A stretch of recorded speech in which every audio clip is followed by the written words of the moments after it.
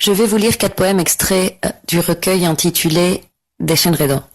Desenredo a été réalisé en collaboration avec la photographe Desmoral. Il s'agit d'une fusion de poésie, photographie et dessin en hommage à la bande dessinée. C'est une sorte d'invitation à retrouver l'essence et l'essentiel, à jouer avec les mots et l'image avec beaucoup d'amour ou beaucoup d'humour. Les différentes parties de ce recueil se basent d'ailleurs sur des jeux de mots et il s'est construit de manière totalement bilatérale.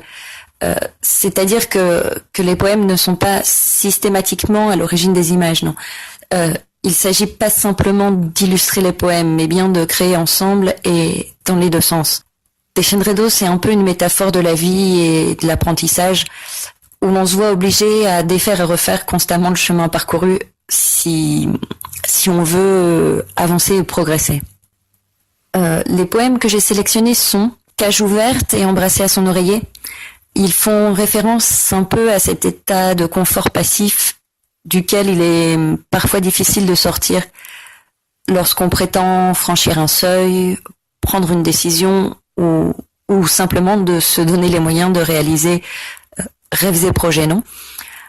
Ensuite, Mal à la France, qui fait allusion à la perte ou dégradation considérable de ce qui est pour moi un véritable idéal, non, mon concept et mon image de la France. Et pour terminer, Marionnette, qui représente justement la prise de conscience de cet état passif et d'inaction et la décision de se maintenir en vie, vivant et donc actif. Voilà. C'est tout ce que je peux vous dire sur les poèmes sélectionnés et j'espère que ça vous plaira. Cage ouverte. L'oiseau ne se lance pas. La simple caresse du vent, entre ses plumes, a déjà un certain goût de liberté. J'ai mal à la France.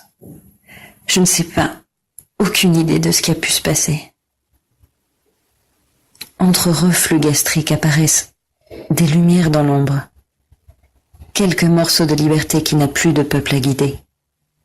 Et un carrousel immobile dans une capitale qui chavire. Une marine pour Marianne, sa couleur unique comme drapeau. Et un vieux coq qui chante en playback. Quelle nuit! Affalée sur la céramique à l'odeur citronnée, je vois que je ne sais pas où je vais. Et que d'où je viens me fait douter. Comme chaque matin, elle trempe ses humeurs noires dans un café seul. Sourire et soupir, soupirs et sourires. Le tic-tac de l'horloge apporte avec lui une terrible sentence. La vie s'en va. Sur sa chaise, elle frémit. Non, pas aujourd'hui. Elle est terrifiée.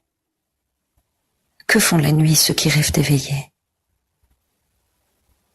Non, elle ne vivra pas son rêve, de peur de ne pouvoir continuer à embrasser son oreiller.